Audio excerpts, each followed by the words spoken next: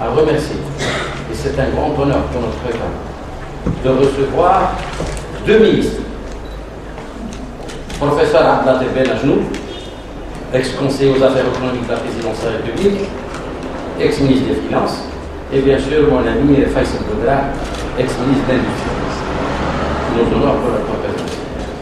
Je remercie tous les invités, les sponsors, entreprise portuaire de Skikda, entreprise NACIL, Société Intermodale Logistique, qui est filiale de Skikda, mais l'ASCO. Donc sans trop tarder, je donnerai la parole au professeur de chez Mazouz. Je donnerai juste synthétiquement le CVTAO, de 25 pages. Post-doctorat, Centre d'études de l'administration internationale HEC Montréal, doctorat en sciences de gestion Université de Lille, Master of Science Management Project et de programme en France, diplôme d'études approfondies Lille, France, licence en sciences éco, Université de Rome. Il est titulaire d'une chaire Göteborg, regard croisé sur la transformation de la gestion publique, la gestion PPP, partenariat public-privé. Il travaille beaucoup plus sur la gouvernance publique. Il a fait deux cours, avant-hier, deux cours de master, la gouvernance et le management public, la gestion de projet, management stratégique. Il est aussi, j'ai rencontré il y a 15 ans à Tunis, lors d'un congrès AIMS, Agence internationale de management stratégique, avec notre ami, professeur, notre aîné, professeur Taïf. Encore une fois, merci Sébachir, c'est la montre que je vais là-bas. Je remercie encore une fois Saad Latif, professeur, je préfère professeur parce que déjà il est académique, et monsieur Boudin. Chers amis, c'est je ne sais pas si je dois m'adresser à messieurs les ministres ou bien chers amis. Hein? Pour les raisons qu'on a évoquées tout à l'heure. Pour Saad-Latif, je dirais mon cher collègue. C'est bien ça, Saad-Latif? Non, pas de souci. Non, monsieur le ministre. Pas de souci. Pas de souci, ça veut dire, c'est comme la blague avec Chirac et Mitterrand, qui disait, hein? Monsieur le Premier ministre. Monsieur le Premier ministre, et nous aussi. Si vous voulez bien, je voudrais d'abord vous remercier de cette invitation et aussi la générosité de l'école et de ses mentions ont fait preuve à mon égard. Et un petit merci. Je voudrais aussi remercier les gens qui participent aujourd'hui avec nous, qui se sont déplacés. Je vais essayer de parler de la langue française, les deux. Même si on ne maîtrise pas les deux langues. Mais cela ne fait pas de nous un peuple inculte. Cela fait de nous une nation historique. On le maîtrise, les langues. C'est l'histoire qui a fait qu'on a une amnésie linguistique. Et le français, c'est un butin de guerre, comme ici. Le sujet que j'ai proposé, qui a été accepté pour des raisons contextuelles, parce que le moment s'y prête, c'est un sujet sur les rapprochements qui porte sur le rapprochement entre l'État, l'entreprise et la société. Et ce n'est pas une thématique algéro-algérienne. Je ne traite pas les thématiques algéro-algériennes pour les raisons que vous devinez facilement. Je traite des thématiques qui sont d'actualité et qui sont contextualisées. C'est-à-dire que le contexte, aujourd'hui, nous impose des études sérieuses, scientifiquement élaborées, pour comprendre pourquoi l'État a besoin de l'entreprise, pourquoi l'entreprise a besoin de l'État et pourquoi la société a besoin d'eux. Donc le rapprochement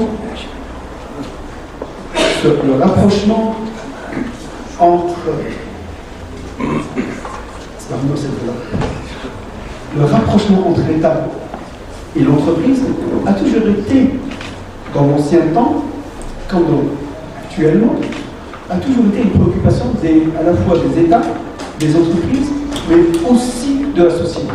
A toujours été comme ça.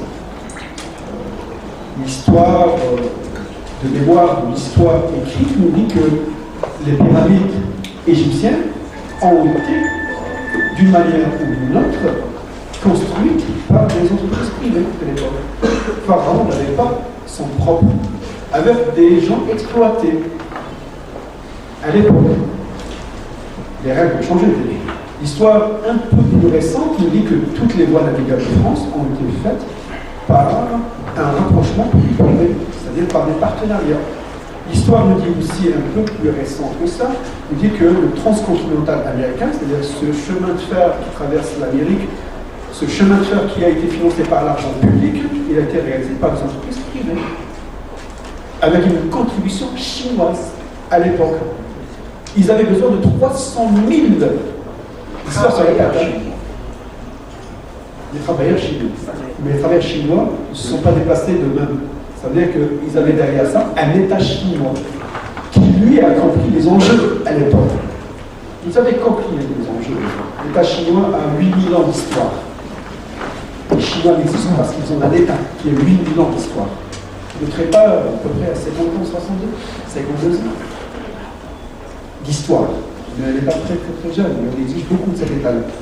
On est une société aussi relativement jeune, et on exige beaucoup de cette société. Et on a des entreprises et un capital privé très, très, très jeunes.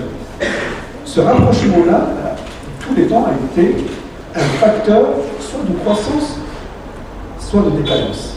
Un facteur de grandeur ou un facteur de misère. Quand le privé a pris le dessus sur l'État, c'était l'exploitation et la misère, le désordre et les pratiques mafieuses.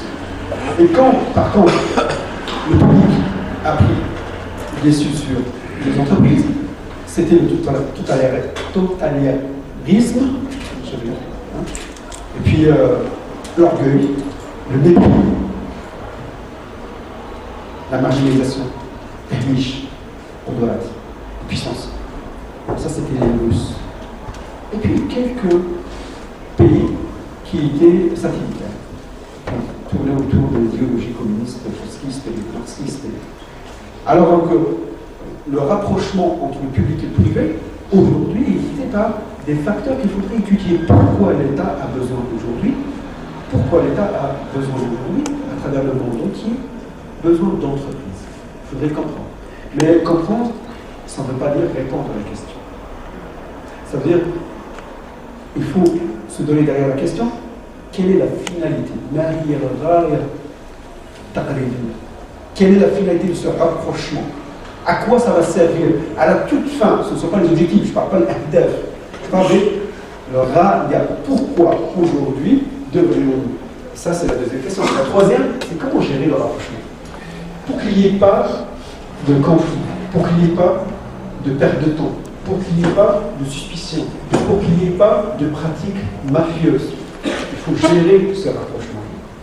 Et puis l'État, il est toujours, que ce soit notre État ou les autres États, ils ont toujours ce réflexe autoritaire. La loi, la réglementation, le policier, la gendarmerie, la DRS. Et c'est pas si grave que ça. Il y a des affaires qu'il faudrait gérer avec sagesse et avec méthode élaborée scientifiquement. C'est-à-dire que la science ne se trompe pas.